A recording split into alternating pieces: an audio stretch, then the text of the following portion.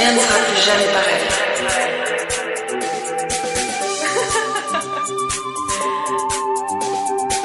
Rien ne sera plus jamais pareil.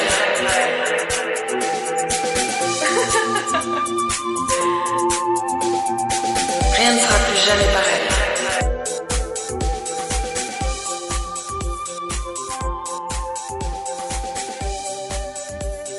Finding himself in this situation had long been overdue. His fear of flying in airplanes could no longer be ignored. He had two choices: he could fly out of the bad situation he was in, or he could go to jail. And since going to prison was about the only thing worse than flying on a plane, he boarded the plane, even though he had no drugs or alcohol to sedate him on this 5-hour flight over the ocean. And there would be no one to tell him it would be alright. And there would be nobody for him to hold when that plane did in fact go crashing down. It started to happen when the stewardess had reached under her cart to hand him a bag of peanuts.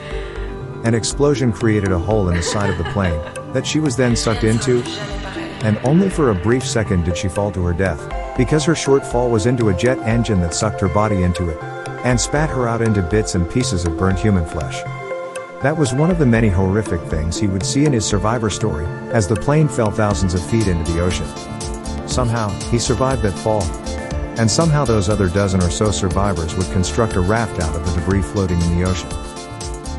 But this took hours to do, and the ones that did, had to tread water for hours while waiting for the raft to be constructed. Some didn't make it. And it was sad to see those people drown.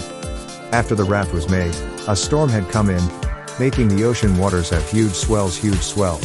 When the raft was ready to start holding the survivors, he saw a young girl drowning, and he saw her dead parents floating next to her. So he declined boarding the raft and kept her afloat so that she wouldn't drown.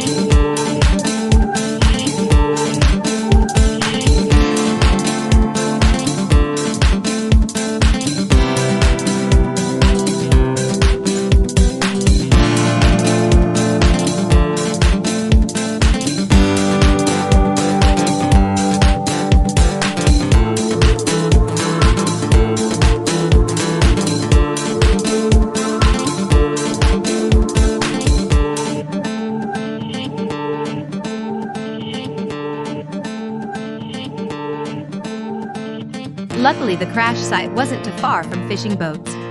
They had gotten the location of the crash and quickly set en route to save any survivors and collect the dead. But a storm was surging as the boats got there.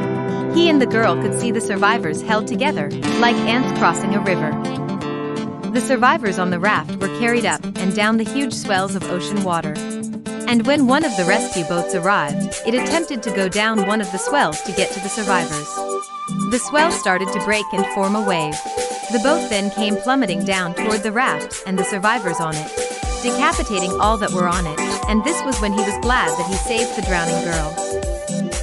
The swells would pull him and the girl away from the new crash scene, leaving them next to one of the boats that had been sent in to save them. They were then lifted by the boat's fishing nets and placed on its deck.